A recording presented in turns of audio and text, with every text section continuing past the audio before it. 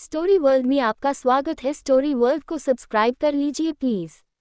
एक छोटे से गांव में एक पुराना सुनसान हवेली खड़ी थी।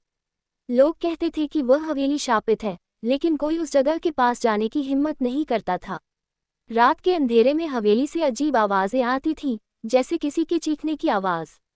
एक दिन गांव में एक युवक जिसका नाम रवि था, ने फैसला किया कि वह इस रहस्यमयी हवेली के बारे में सच जानकर रहेगा। एक रात वह अपनी टॉर्च लेकर हवेली की ओर बढ़ा। हवेली के पास पहुंचते ही उसे महसूस हुआ कि हवा में कुछ भारी है। उसने अपनी टॉर्च जलाई और धीरे धीरे हवेली के भीतर घुसा। जैसे ही वह अंदर पहुंचा, उसे चारों ओर अंधेरा और ठंडी हवा महसूस हुई। अचानक उसने एक कटी फटी आवाज सुनी, जैसे कोई दरवाजा बंद हो। वह घबराया हुआ था, लेकिन उसने हिम्मत नहीं हारी और एक कमरे की ओर बढ़ा। कमरे में एक पुराने सैलून चेयर पर एक महिला बैठी थी, जो हड्डियों जैसी सख्त और सफेद थी। उसकी आंखें बिल्कुल काली थीं।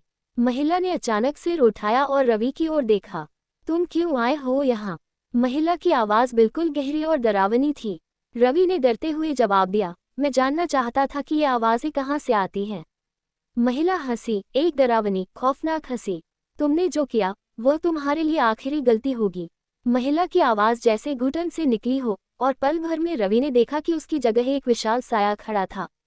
अचानक रवि की आंखें काली हो गईं और वह धीरे धीरे बिना किसी हिचकिचाहट के हवा में उड़ने लगा। वह उस साया में घुल गया, जैसे एक और आत्मा हवेली के शाप में शामिल हो गई हो। अगले दिन गांव में लोग कहते थे कि रवि की तलाश में किसी ने भी हवेली के पास जाने की हिम्मत नहीं की। लेकिन रात के अंधेरे में वही कटी फटी आवाज फिर से सुनाई देने लगी। वह हवेली अब और भी डरावनी लगने लगी थी, और हर रात एक नया भूतानी साया उसे अपनी गिरफ्त में ले लेता था।